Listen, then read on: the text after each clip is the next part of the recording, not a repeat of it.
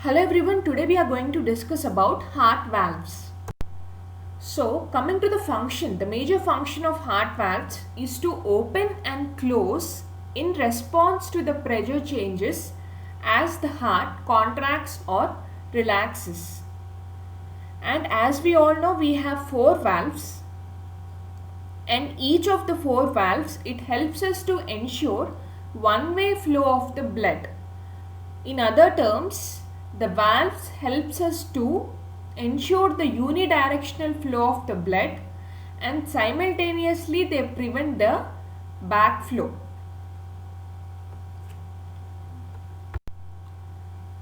Now coming to the types or classification of heart valves, as we have discussed, there are four heart valves, and we have two atrioventricular valves and two semilunar valves. The name indicates, as the name indicates, the atrioventricular valves are located between the atrium and ventricle. Now coming to semilunar valves, they are called as semilunar valves because they are made up of three crescent moon shaped cusps. Because they are made up of crescent moon shaped cusps, they are called as semilunar valves. So we have two atrioventricular valves and two semilunar valves.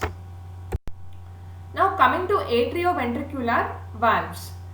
The primary function of atrioventricular valves is to eject the blood from atria into the ventricles. The primary function of atrioventricular valves is to eject the blood from the atria into the ventricles.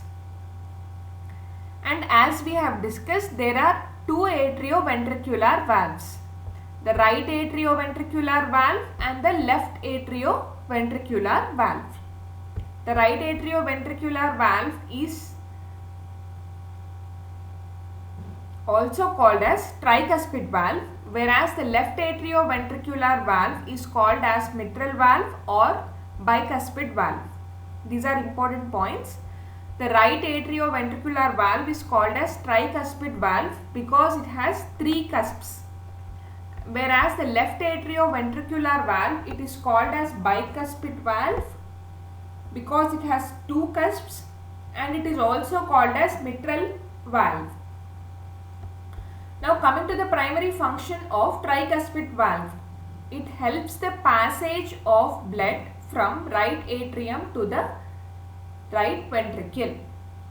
The blood passes from right atrium into the right ventricle through tricuspid valve, whereas the blood passes from left atrium to left ventricle through bicuspid valve. Now coming to semilunar valves. The primary function of semilunar valves is to eject the blood from heart into the arteries. The primary function of semilunar valves is to eject the blood from heart into the arteries. There are two semilunar valves. One is pulmonary valve and the second one is aortic valve. Coming to the function of pulmonary valve, it allows the flow of blood from right ventricle into the pulmonary trunk.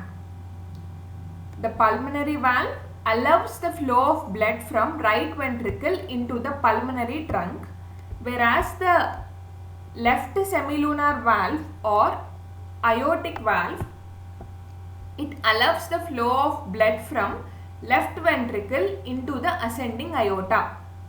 Hence the name aortic valve, because it allows the flow of blood from ventricle into the ascending aorta, it is called as aortic valve.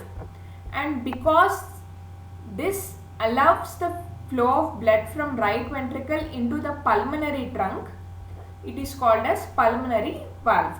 So there are two semilunar valves, one is pulmonary valve and the second one is aortic valve. Now this is the overall picture of right side and the left side of the heart. When it comes to right side, the blood passes from right atrium to the right ventricle through tricuspid valve, and after that the blood passes from the right ventricle into the pulmonary trunk through the pulmonary semilunar valve. And this pulmonary trunk is divided into the right pulmonary artery and the left pulmonary artery. So this is the right side of the heart. When it comes to left side of the heart, the blood passes from the left atrium to the left ventricle through bicuspid valve or mitral valve, and after that the blood passes from the left ventricle into the ascending aorta through the aortic semilunar valve. And the ascending aorta is divided into coronary arteries which supply blood to heart, the arch of aorta, which is also called as thoracic aorta, and next is the descending aorta, which is also called as abdominal aorta. This is the overall picture of respective valves and their function. Now coming to the operation. So whenever there is high pressure in the atria, the tricuspid valve opens, and when the atrioventricular AV or atrioventricular valves open, the cusps project into the ventricles and the blood flows from a high pressure region in the atria to the low pressure region in the ventricles. So whenever the atrioventricular valves open, the cusps project into the ventricles and the blood flows from atria into the ventricles. This is a high pressure area and this is a low pressure area. And one more important point is, whenever the tricuspid valve or the atrioventricular valves are open, the chordae tendineae, they are in slack position, and the cone shaped trabeculae carneae, which are also called as papillary muscles, they are relaxed. So whenever the papillary muscles are relaxed and the chordae tendineae are in slack position, then the atrioventricular valves open and the blood flows from atria into the ventricles. And when the ventricles contract, the next step is when the ventricles contract, the pressure of the blood.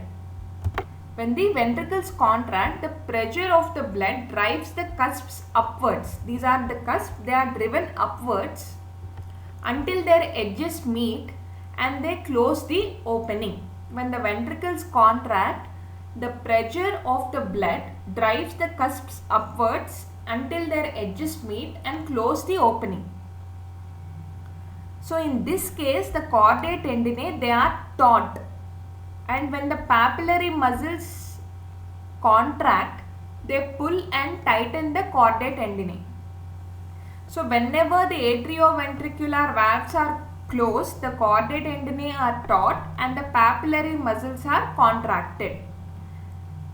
And whenever the papillary muscles are contracted, they pull and tighten the chordae tendineae. And this prevents the valve cusps from everting back. This prevents the valve cusps from everting, that is opening back into the atria in response to the high ventricular pressure.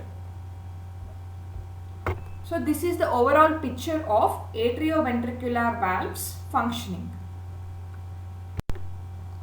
Now coming to the operation of semilunar valves. The free borders of the cusps of the semilunar valves, they project into the lumen of the artery. As we all know, the major function of the semilunar valves is to eject the blood from heart into the arteries. So the free borders of the cusps of the semilunar valves, they project into the lumen of the artery. And when the ventricles contract, the pressure builds up within the chambers, and after that the semilunar valves open when the pressure in the ventricle exceeds the pressure in the arteries. This is an important point. The semilunar valves open when the pressure in the ventricle exceeds the pressure in the arteries. and this allows the blood flow from ventricles into the pulmonary trunk and the aorta. So these valves open when the pressure in the ventricles is higher or it exceeds the pressure in the arteries, allowing the flow of blood from ventricles into the pulmonary trunk and aorta. This is the overall operation of semilunar valves.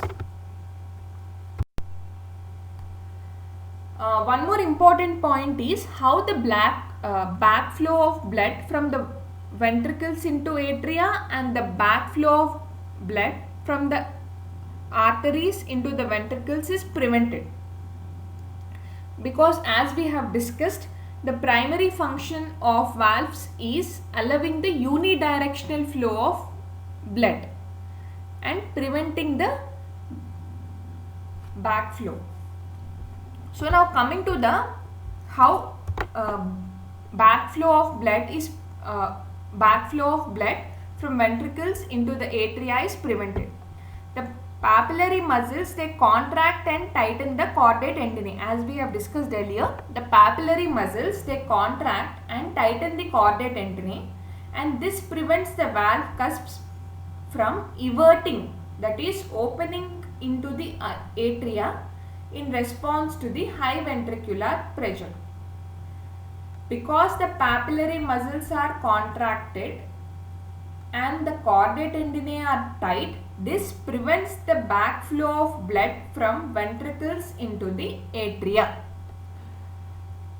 When it comes to prevention of backflow of blood from arteries into ventricles, as the ventricles relax after contraction, as the ventricles relax, the blood starts to flow back towards the heart. So this blood, it fills the valve cusps, and this causes the free edges of the semilunar valves to tighten and close the opening between the ventricles and the artery. So whenever the ventricles relax, there is a certain amount of blood, it starts to flow back into the heart, and this blood, it fills the valve cusps, and this causes the free edges of the semilunar valves to tighten and close the opening between the ventricles and the artery, thus preventing the backflow of blood from arteries into the ventricles. Thank you for watching. Please subscribe for further videos on anatomy and physiology.